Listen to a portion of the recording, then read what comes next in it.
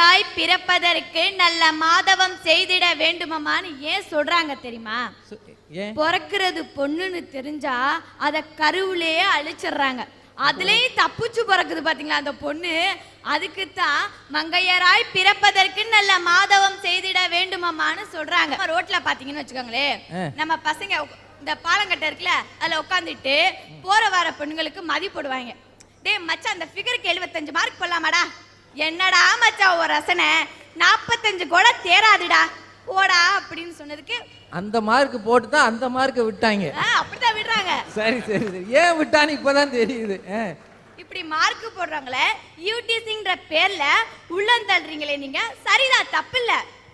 இதுவே உலக நாட்டுல இருக்கிற பெண்களை எல்லாம் கூப்பிட்டு குறுக்கு மறுக்குமா நடக்க விட்டு உலக அழகில தேர்ந்தெடுக்கணுன்ற பேர்ல 4-5 பெருசு உட்காந்துட்டு தேர்ந்தெடுக்குதுல, அது எங்க போச்சு உங்க யூடிசிங் சட்டம்?